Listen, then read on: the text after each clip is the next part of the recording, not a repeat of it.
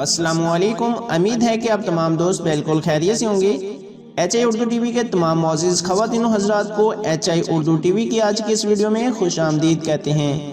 ہم جانتے ہیں کہ سال کے 12 مہینے ہوتے ہیں اور ہم یہ بھی جانتے ہیں کہ یہ تمام مہینے 29، 30 یا پھر 31 دنوں پر مشتمل ہوتے ہیں سوائے فیبری کے مہینے کے۔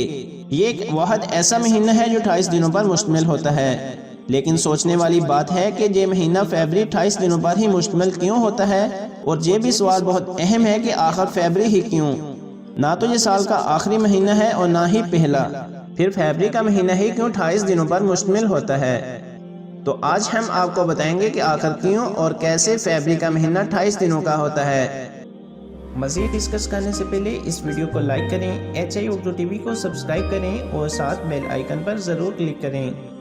یہ بات کئی سو سال پہلے کی ہے کہ ایک رومن بادشاہ ہوتا تھا جس کا نام لوما تھا، اور لوما ہی وہ شخص تھا جس نے سال کے 12 مہینوں کا ایک کیلنڈر بنایا تھا۔ لوما نے سال میں 355 دن رکھے تھے۔ یہ کیلنڈر مارچ سے شروع ہوتا تھا اور فیبری پر ختم ہوتا تھا، یعنی مارچ سال کا پہلا مہینہ جبکہ فیبری سال کا آخری مہینہ ہوا کرتا تھا۔ پھر اس نے 355 دنوں کو پورا کرنے کے لیے تمام مہینوں کے دن مقرر کیے۔ اب چونکہ آخری مہینہ فیبری کا تھا تو صرف 28 دن ہی باقی بچے تھے، اس لیے اس مہینے میں 28 دن ہی رکھ دیے گئے تاکہ سال کے 355 دن پورے کیے جا سکیں۔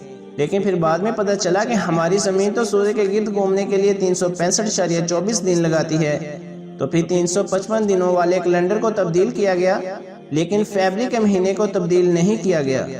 پھر چوتھائی دن کو پورا کرنے کے لیے 4 سال بعد کیلنڈر میں ایک دن کا اضافہ کر دیا جاتا۔ جب تک بادشاہ زندہ رہا تو ہر 4 سال بعد ہی کیلنڈر میں ایک دن کا اضافہ کیا جاتا، لیکن جب بادشاہ کی موت ہو گئی تو یہ اضافہ ہر 4 سال کے بجائے 3 سال میں کیا جانے لگا۔ اس لیے کبھی کبھار سالوں بعد فیبری کا مہینہ 29 دنوں کا ہوتا ہے، لیکن زیادہ تر یہ فیبری کا مہینہ 28 دنوں پر ہی مشتمل ہوتا ہے۔